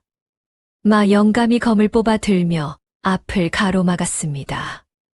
어림없다. 이놈들아, 내 집 안방에서 행패를 부리다니. 챙강. 쇠와 쇠가 부딪히는 날카로운 파열음이 좁은 동굴 안을 찢어 놓았습니다. 불길은 점점 거세지고 연기는 짙어만 갔습니다. 서윤은 단지를 틈새로 억지로 밀어넣으며 비명처럼 외쳤습니다. 가 뒤도 돌아보지 말고 뛰어. 싫어, 언니랑 같이 갈 거야. 단지는 서윤의 허리춤을 비틀어 잡고 놓지 않았습니다. 아이의 눈동자는 공포로 떨리고 있었지만 그 고집은 황소심줄처럼 질겼습니다. 챙강. 자객의 칼날이 마 영감의 쇠몽둥이를 쳐냈습니다. 불똥이 튀고 마 영감의 입에서 단말마 같은 신음이 터졌습니다. 이 쥐새끼 같은 놈이 어서 가라니까. 서윤이 소리쳤지만 입구의 불길은 이미 독사처럼 혀를 날름거리며 동굴 안을 집어삼키고 있었습니다. 앞에는 서슬퍼런 칼이요. 뒤에는 화마였습니다. 또 간에 든 쥐 신세였습니다. 그때였습니다. 짤그랑. 아수라장 속에서 맑고 청아한 쇠붙이 소리가 울려 퍼졌습니다. 단지가 품속에 쥐고 있던 엽전 새 잎을 바닥에 내던진 것입니다. 자객조차 그 이질적인 소리에 멈칫했습니다. 바닥을 구르던 엽전들이 팽그르르 돌다가 멈춰 섰습니다. 순간 단지의 눈빛이 변했습니다. 방금까지 울먹이던 아이의 눈이 아니었습니다. 마치 접신한 무당처럼 혹은 천리 밖을 꿰뚫어 보는 도사처럼 아이의 눈동자가 기이하게 빛났습니다. 지수사. 단지의 입에서 낯선 그 이름이 흘러나왔습니다. 아이가 다급하게 바닥의 한 지점을 손가락으로 가리켰습니다. 구석진 곳에 튀어나온 거무튀튀한 안반이었습니다. 땅 속에 물이 흐른데 바닥을 깨야 저기요, 저 밑에 물이 있어. 미친 것들, 죽기 전에 헛소리를 짓거리는구나. 자객이 비웃으며 칼을 높이 쳐들었습니다. 하지만 마 영감의 눈이 번뜩였습니다. 평생을 거친 바다에서 살아온 그의 짐승 같은 감각이 아이의 말이 허투루 들리지 않는다고 속삭였습니다. 에라, 모르겠다. 죽기 아니면 까무러치기지. 마 영감은 자객을 향해 몽둥이를 휘두르는 척하다가 몸을 비틀어 단지가 가리킨 안반을 향해 온 체중을 실어 내리꽂았습니다. 쾅. 귀를 찢는 굉음과 함께 돌가루가 뿌옇게 피어올랐습니다. 하지만 바닥은 끄떡없어 보였습니다. 자객이 코웃음을 치며 달려들었습니다. 서윤이 굴러다니는 돌멩이를 집어 자객의 면상을 향해 던졌습니다. 악!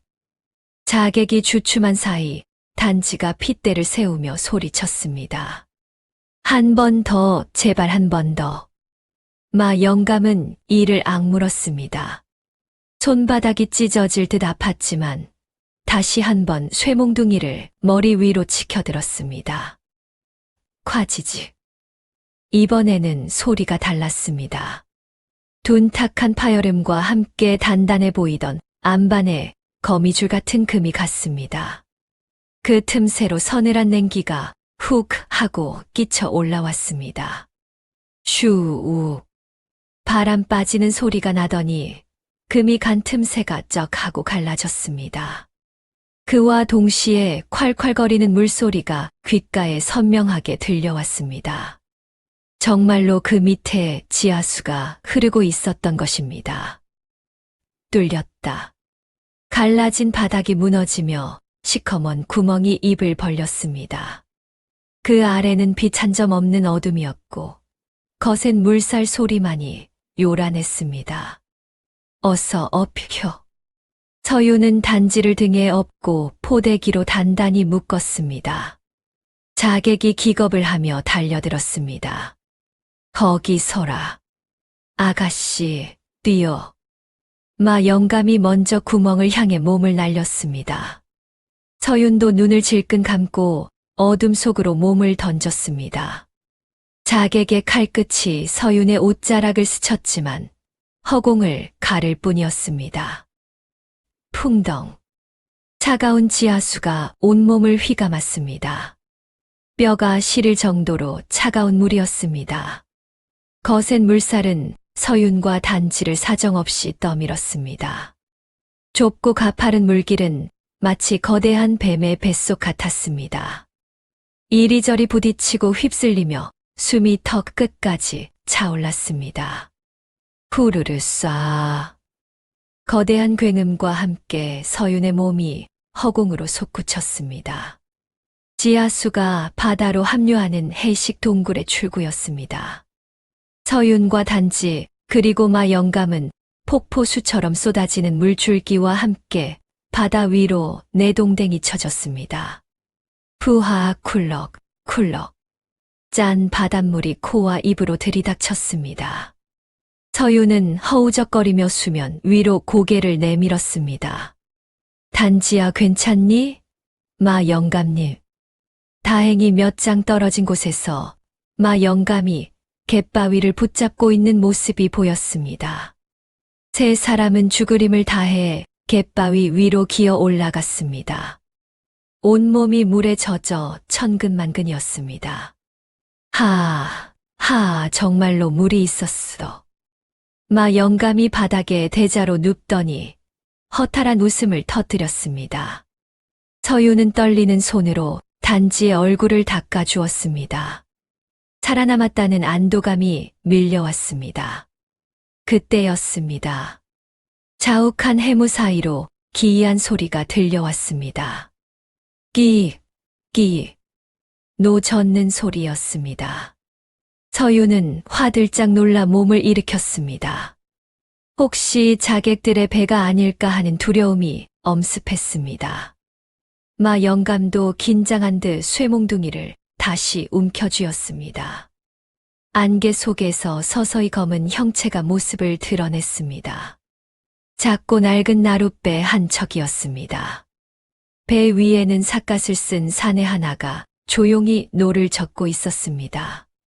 자객들의 날렵한 배와는 달랐습니다. 무엇보다 뱃머리에 매달린 작은 등불이 눈에 들어왔습니다. 바람에 흔들리는 등불 아래 낡은 도체는 희미하지만 분명한 표식이 그려져 있었습니다. 세 마리의 말이 그려진 둥근 폐의 문양. 서윤의 눈이 커졌습니다. 그것은 다름 아닌 암행어사의 출두를 알리는 마패의 문양이었습니다. 어둠과 안개 속에서 그 문양은 마치 구원의 동아줄처럼 희미하게 빛나고 있었습니다. 툭.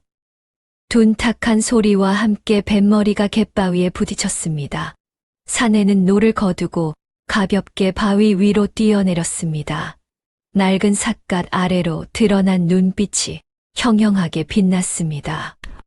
마 영감이 거친 숨을 몰아쉬며 앞으로 나섰습니다. 오셨습니까? 날이 기다리고 있었습니다. 사내는 삿갓을 살짝 들어 올리며 주위를 둘러보았습니다.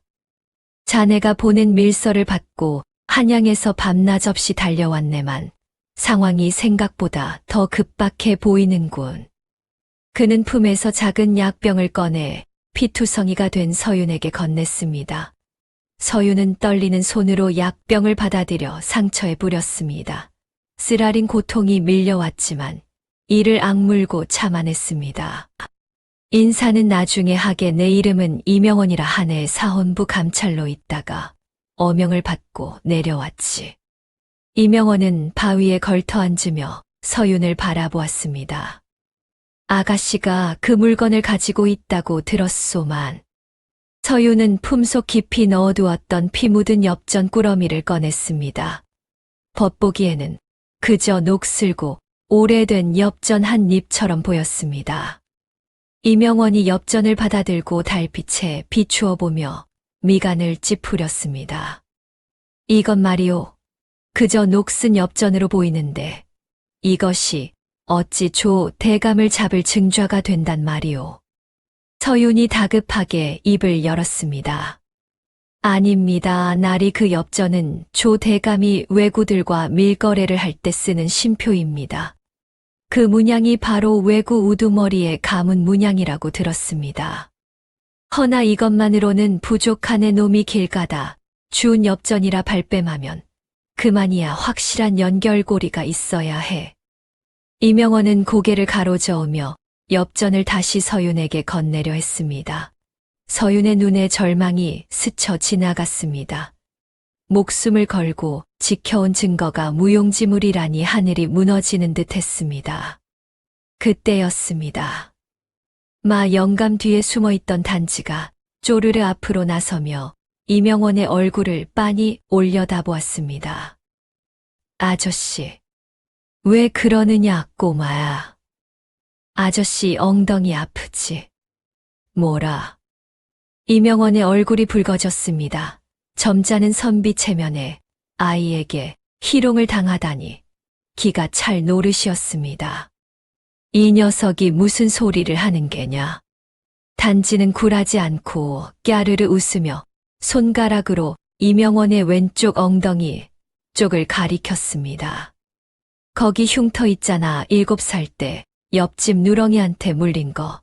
이빨 자국 4개 콕콕 박힌 거. 순간 이명원의 눈이 튀어나올 듯 커졌습니다. 그는 저도 모르게 왼쪽 엉덩이를 손으로 감싸주며 빗걸음질 쳤습니다. 너 그걸 어찌 아느냐? 내 엉덩이의 흉터는 우리 어머니 말고는 아무도 모르는 것인데. 과거 급제하고 암행어사가 된 지금도 목욕할 때마다 가리기에 급급했던 그 흉터를 처음 보는 꼬마 아이가 정확히 짚어낸 것입니다. 단지는 고개를 갸웃하며 말을 이었습니다. 그 엽전 조 대감 창고 바닥 밑에 똑같은 거 100개 들어있는 항아리 있어. 거기 보면 장부도 같이 들어있고. 이명원의 입이 떡 벌어졌습니다. 등골이 오싹해졌습니다. 신기가 있는 아이로구나. 마 영감이 헛기침을 하며 거들었습니다. 이 아이의 말이 틀린 적은 한 번도 없습니다. 날이 이 아이가 본 것이라면 틀림없이 그곳에 있을 겁니다. 이명원은 마른 침을 삼켰습니다.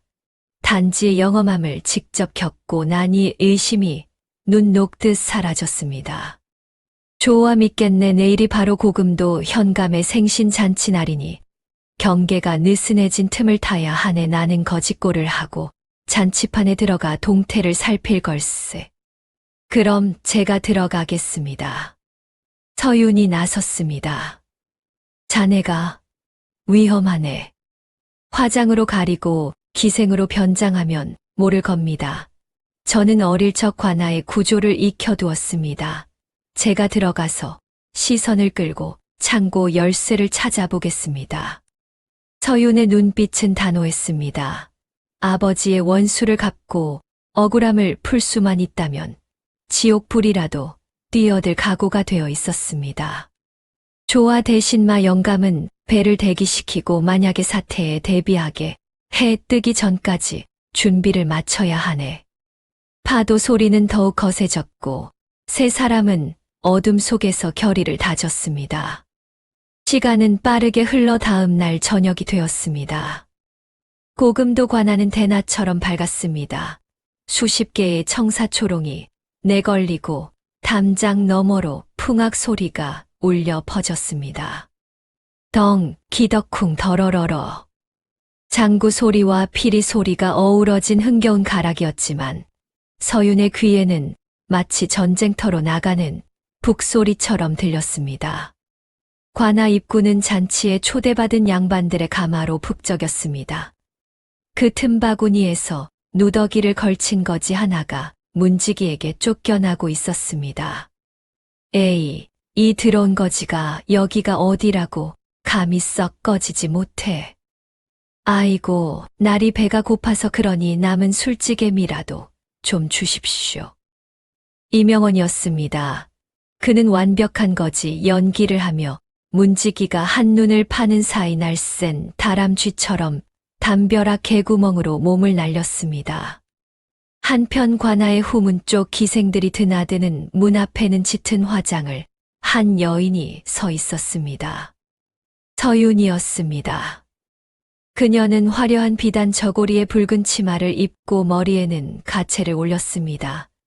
눈가에는 붉은 연지 곤지를 찍어 평소의 수수한 모습은 온데간데 없었습니다. 아버지, 지켜봐, 주세요. 서유는 품속에 숨긴 작은 단검을 확인하고 심호흡을 했습니다.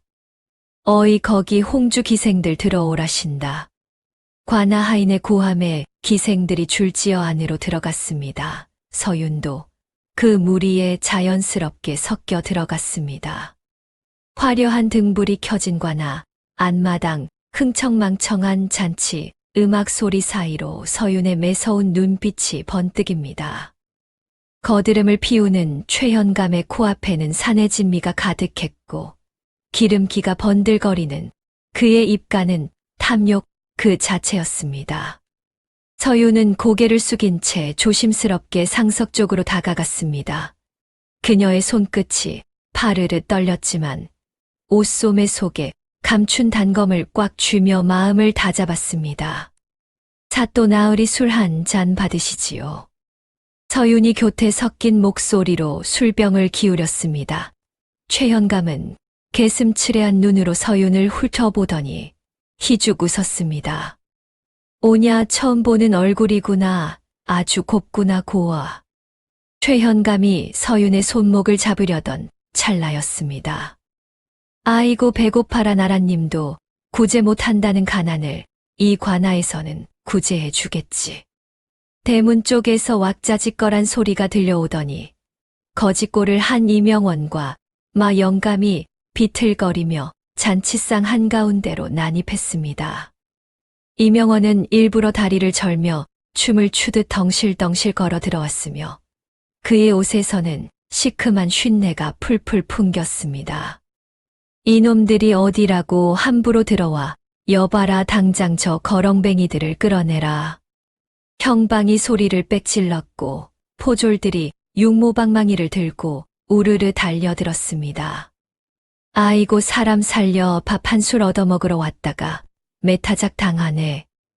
마 영감이 바닥을 구르며 엄살을 피우자 잔치 분위기는 순식간에 아수라장이 되었습니다. 기생들은 비명을 지르며 물러섰고 양반들은 더러운 것이 묻을새라 옷자락을 걷어 올렸습니다. 최현감이 씩씩거리며 자리에서 벌떡 일어났습니다. 저놈들을 당장 옥에 쳐넣어라. 감히 내 잔치상을 업다니. 그때였습니다. 바닥에 엎드려 있던 이명원이 순식간에 몸을 일으켰습니다. 그의 눈빛이 형형하게 빛났고 품속에서 꺼낸 마패가 등불빛을 받아 번쩍였습니다. 암행어사 출두야. 그의 목소리가 천둥처럼 관아 마당을 울렸습니다. 그 소리는 마치 마른 하늘의 날벼락 같았습니다.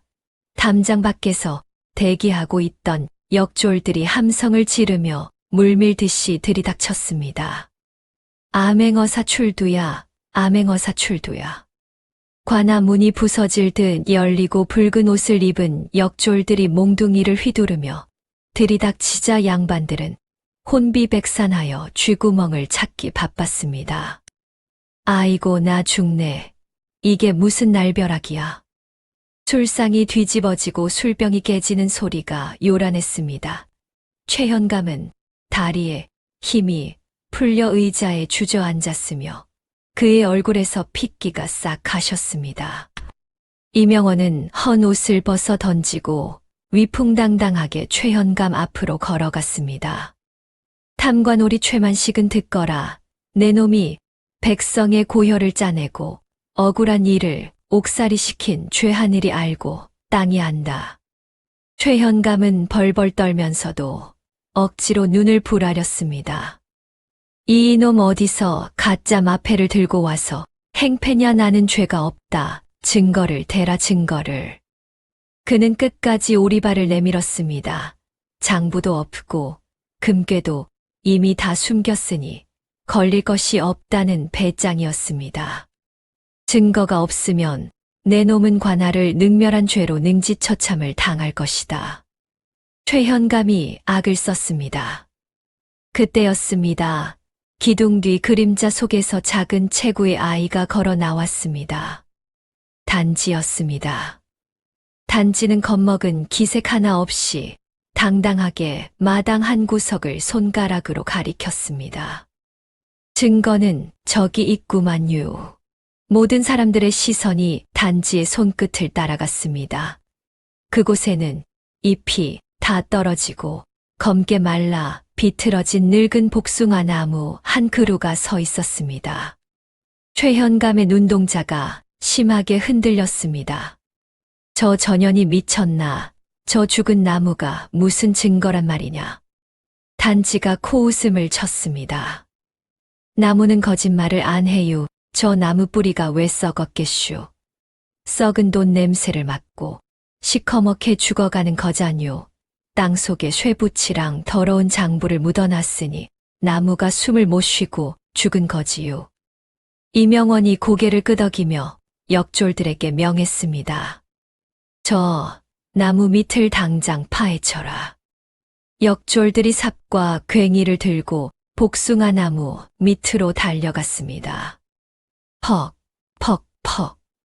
땅 파는 소리가 정적을 깼습니다. 최현감은 입술을 깨물며 식은땀을 줄줄 흘렸습니다. 설마 저 깊은 곳까지 알 리가 없는데. 하지만 단지가 그려준 엽전 지도의 위치는 정확했습니다. 덩. 둔탁한 소리가 났습니다. 역졸 하나가 소리쳤습니다. 뭔가 걸렸습니다. 흙을 걷어내자 커다란 괴짝 하나가 모습을 드러냈습니다.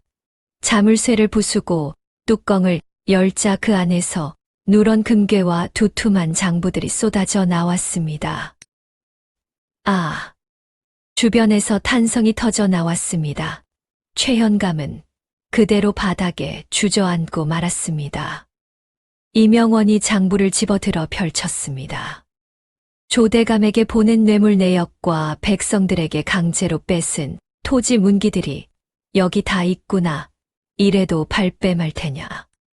포졸들이 달려들어 최현감을 포박했습니다. 그때 서윤이 기생의 가채를 벗어 던지고 앞으로 뛰쳐나왔습니다. 그녀는 품속의 단검을 꺼내 최현감의 목에 겨눴습니다.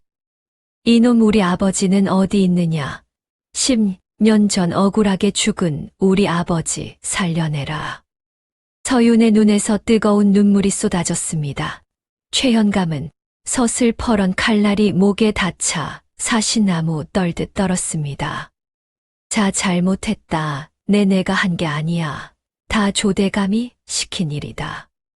이명원이 서윤을 말리며 최현감에게 물었습니다.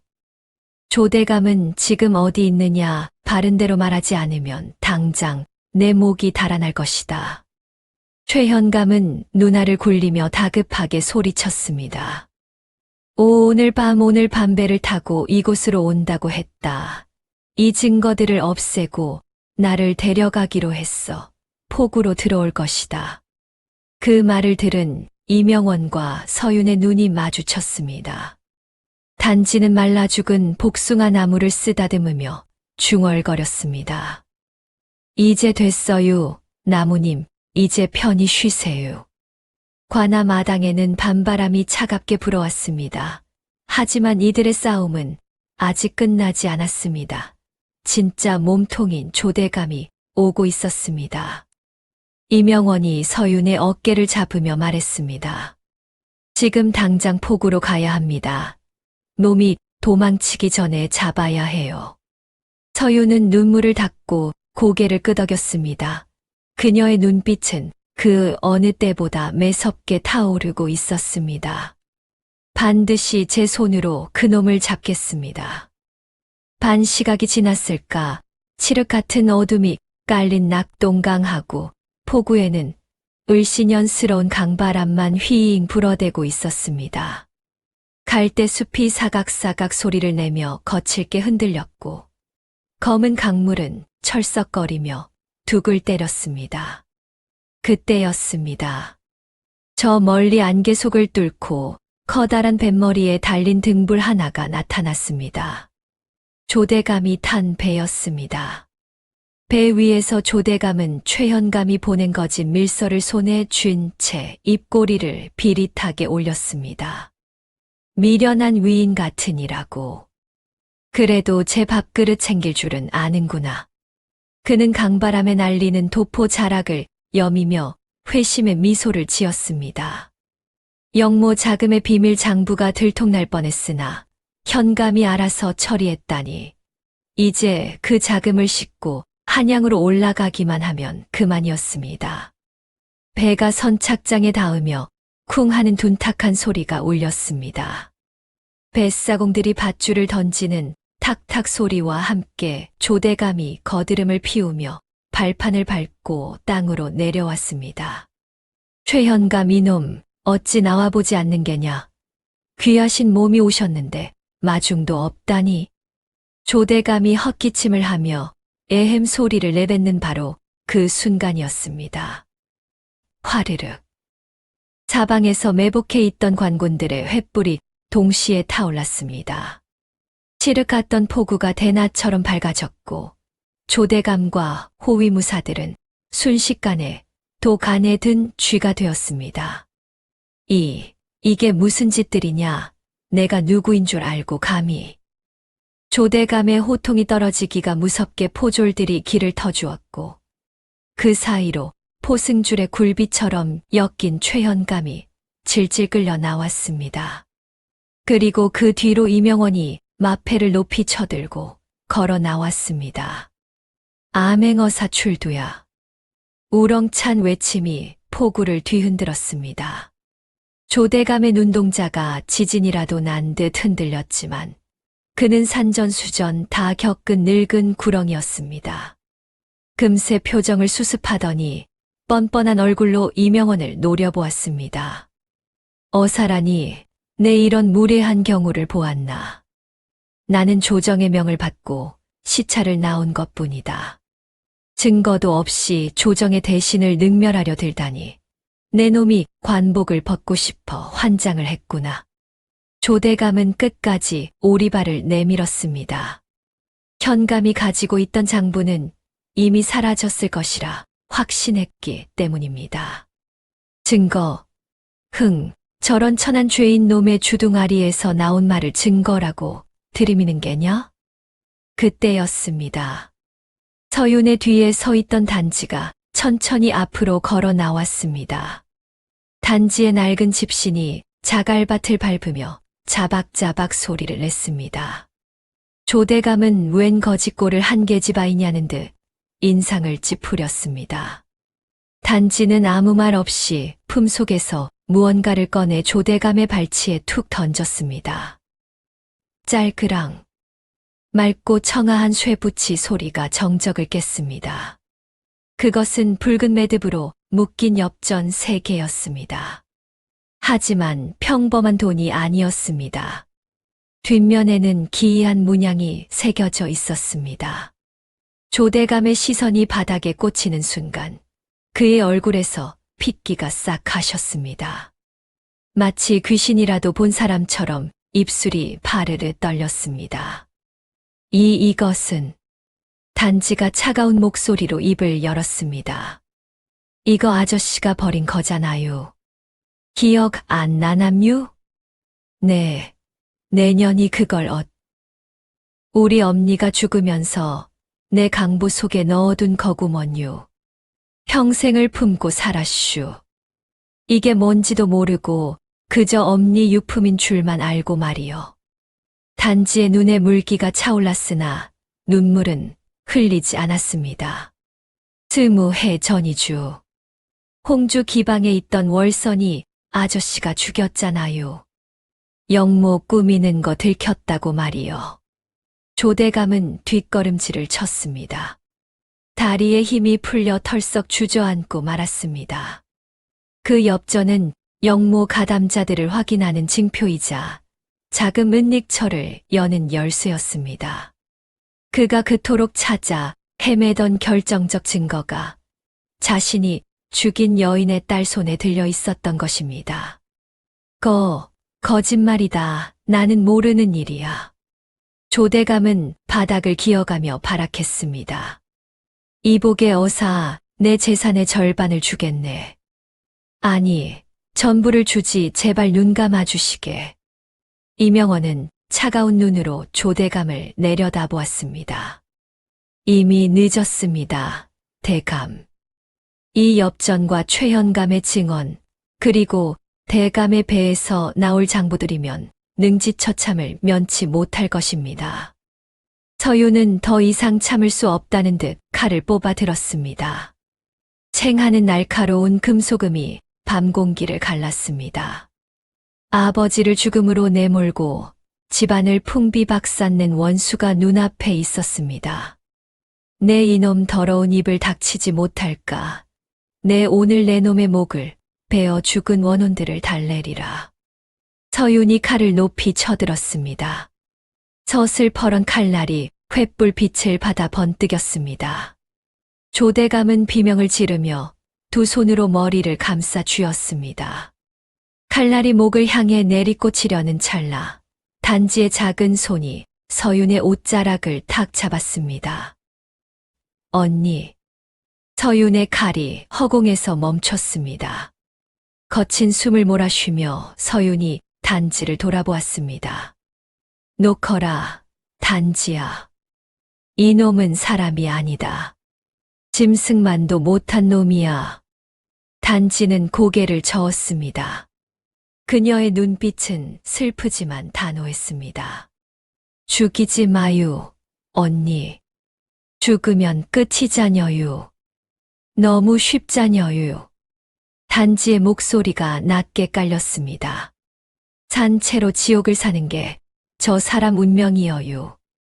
감옥에 갇혀서 손가락질 받고 밥 한 덩이에 목숨 걸고 자기가 무시하던 천한 것들한테 매일같이 짓밟히는 거, 그게 진짜 버리구먼유. 단지는 다시 엽전 3개를 주워 들더니 강물 속으로 힘껏 던졌습니다. 풍덩 소리와 함께 엽전은 어두운 물속으로 사라졌습니다. 아버지와의 질긴 악연을 끊어내는 소리였습니다. 이명원이 포졸들에게 손짓했습니다. 죄인 조만석을 포박하라 한양으로 압송하여 그 죄를 낱낱이 물을 것이다. 예.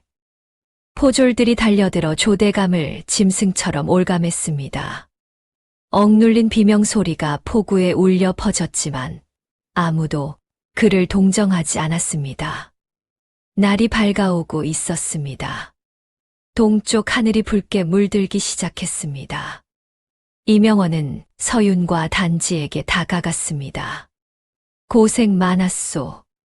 두 사람 덕분에 큰 고비를 넘겼소. 서윤은 칼을 거두며 씁쓸한 표정을 지었습니다. 복수의 순간이 지났지만 마음은 시원하기보다 허전했습니다. 단지는 말없이 강물을 바라보고 있었습니다. 서윤이 다가가 떨리는 단지의 작은 어깨를 감싸 안았습니다. 단지야. 언니, 나 배고파요. 국밥 한 그릇 먹고 싶구먼요. 단지가 씩 웃으며 말했습니다. 눈에는 눈물이 그렁그렁했지만 입가에는 억지 미소가 걸려 있었습니다. 그 모습이 더욱 애처로워 서윤은 단지를 으스러지게 껴안았습니다. 그때였습니다. 포구 입구 쪽에서 다급한 말발굽 소리가 다닥다닥 들려왔습니다. 하발마였습니다. 말에서 내린 전령이 이명원에게 급히 서찰을 바쳤습니다. 한양에서 온 급보입니다. 이명원이 서찰을 펼쳐 들었습니다. 그의 표정이 순식간에 굳어졌습니다. 이럴 수가. 서윤이 긴장하며 물었습니다. 무슨 일입니까? 이명원은 파랗게 질린 얼굴로 떨리는 목소리를 뱉어냈습니다. 조대감의 일당들이 이미 궁궐을 장악했다는구나.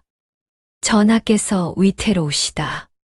바람이 다시 거세게 불어왔습니다. 횃불이 위태롭게 흔들렸습니다.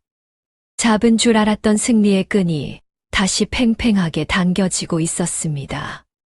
이명원의 말이 채 끝나기도 전이었습니다.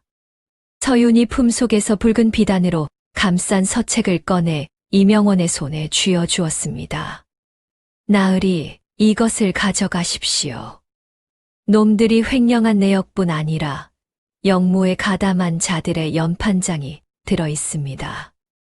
이명원이 떨리는 손으로 장부를 펼쳤습니다. 그 안에는 조정대신들의 이름과 매물 내역이 낱낱이 적혀 있었습니다. 이것이야말로 놈들의 숨통을 끊을 유일한 칼이었습니다. 고맙다, 정말 고맙다. 이명원은 지체하지 않고 말머리를 돌렸습니다. 다닥다닥 말발굽 소리가 어둠을 가르며 한양을 향해 멀어져 갔습니다. 닷새 후 한양 도성에는 피바람이 불었습니다. 서윤이 건넨 장부는 결정적인 증좌가 되어 조대감과 현감, 그리고 그 추종 세력들을 모조리쯤으로 묶어 일금부로 압송했습니다. 내 이놈들 감히 영모를 꾸미다니. 추상 같은 호통과 함께 형장의 이슬이 맺혔습니다. 조대감 일파는 처형당했고 억울하게 빼앗긴 백성들의 재물은 주인에게 돌아갔습니다. 조정에서는 서윤의 공을 치하하여 면천은 물론 궁중의 높은 여관 자리를 제안했습니다. 하오나 서윤은 고개를 저었습니다. 소인은 그저 사람답게 살고 싶을 뿐입니다. 권력의 곁은 이제 지긋지긋합니다. 그녀는 정중히 벼슬을 사양하고 궐을 나왔습니다. 1년이라는 시간이 흘렀습니다. 한양 운종가 거리는 활기가 넘쳤습니다. 시끌벅적한 장터 한가운데 유독 사람들이 길게 줄을 선 기와집 대문 위로 만사형통이라는 현판이 큼지막하게 걸려 있었습니다. 자자, 줄을 서시오. 복채는 선불이요. 카운터에 앉은 마 영감의 입이 귀에 걸렸습니다. 짤랑짤랑 엽전 떨어지는 소리가 그의 귓가에는 세상 그 어떤 풍악보다 흥겨웠습니다. 그는 침을 발라가며 돈을 세느라 정신이 없었습니다. 방 안에서는 단지가 엽전을 좌르륵 던지고 있었습니다. 비록 앞은 보이지 않았으나